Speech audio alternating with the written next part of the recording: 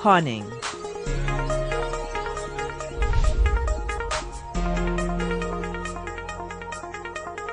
Good afternoon, ma'am. Welcome po sa Cebuana. Ano pong transaction natin? Masasanda. Punta na lang po kayo sa counter. Good afternoon, ma'am. Ano pong transaction nila?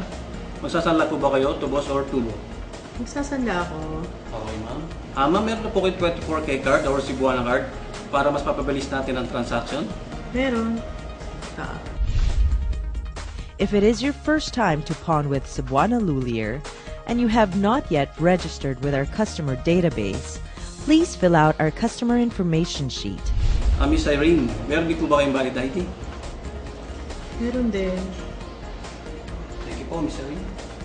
Ma'am, kailangan po din namin ng photocopy ng inyong ID. Requirement po ito ng BSP para masiguro ang integridad at seguridad ng ating transaksyon. Pero para po hindi na kayo mahirapang magpa-photocopy ng ID nyo, kukuha na lang natin ang picture gamit ang aming webcam. Sige. Ma'am Irene, pakilagay lang po ng alas sa tray natin. Allow our branch operations manager to evaluate your item and give you the best appraisal value for it. Pwede po.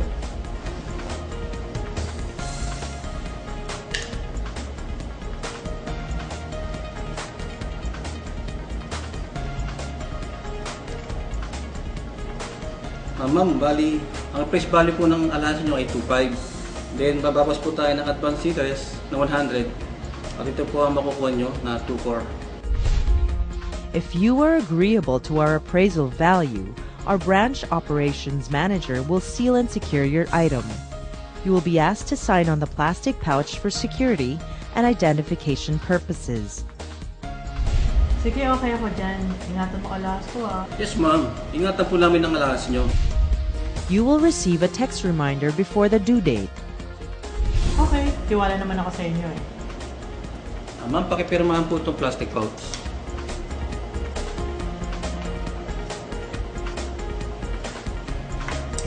Salamat po, ma'am.